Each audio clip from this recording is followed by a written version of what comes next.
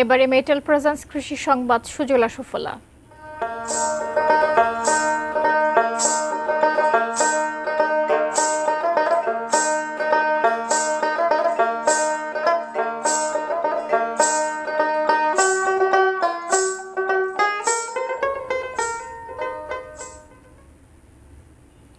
ভোলার দুর্গম চরে ধান কাটার মৌসুম ঘিরে ফের সক্রিয় হয়েছে লাঠিয়াল বাহিনী। চরে লাঠিয়ালদের মহড়া, হামলা আর ধান লুটের ঘটনায় আতঙ্কে দিন কাটাচ্ছেন স্থানীয় কৃষকরা। ভোলা প্রতিনিধি মোহাম্মদ মঞ্জুর আলমের পাঠানো তথ্য ছবিতে ডেস্ক রিপোর্ট। ভোলার দৌলতখান উপজেলার বিচ্ছিন্ন নেয়ামতপুর চর। মেঘনার বুকে প্রায় 2 দশক আগে জেগে ওঠা এই চরে বসবাস করছে কয়েক হাজার মানুষ। ধান চাষ, কৃষিকাজ আর মহিষ পালনই যাদের প্রধান জীবিকা। কিন্তু ধান কাটার এই মৌসুমে আবারও মাথাচাড়া দিয়ে উঠেছে লাঠিয়ালদের দৌরাত্ম্য।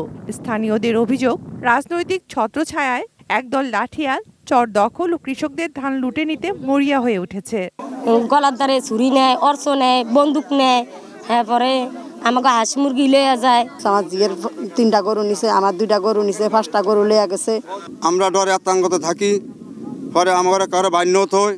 জমির মালিক পক্ষ আমরা রায় পাইছি, আমাদের জমি আমরা ভোগ করতেছি। দিনে মহড়া আর রাতে লুটপাট, এরই মধ্যে অনিশ্চয়তায় দিন কাটছে প্রকৃত জমির মালিকদের। ধান গোড়ায় তুলতে পারবেন কিনা তা নিয়েও উদ্বিগ্ন কৃষকরা। কসর মাঝি এবং বসির মেম্বার তারা মানুষজন লইয়া আমাকে খুব অত্যাচার হামলা চালাইতে আছে।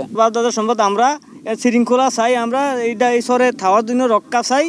লাঠিয়াল বাহিনীর বিরুদ্ধে বিক্ষোভ মানববন্ধন করে নিজেদের নিরাপত্তার দাবি জানিয়েছেন এলাকাবাসী। তবে চরের উত্তেজনা নিরসন ও কৃষকদের নিরাপত্তায় টহল থাকবে বলে জানিয়েছে পুলিশ। আমরা অলরেডি এটা নিয়ে অ্যালার্ট আছি। আমাদের এখানে এটা নিয়ে অনেকবারই আলোচনা হয়েছে অলরেডি। এখানে যাতে অন্য কেউ জবরদখল করে তাকে বঞ্চিত করতে না পারে এই ব্যাপারে আমরা সতর্ক আছি এবং আমাদের পুলিশ ফোর্স থেকে শুরু করে সময় মতো সবই ডিপ্লয়মেন্ট হবে এখানে। Shakila Aziz, desk report, ATN news.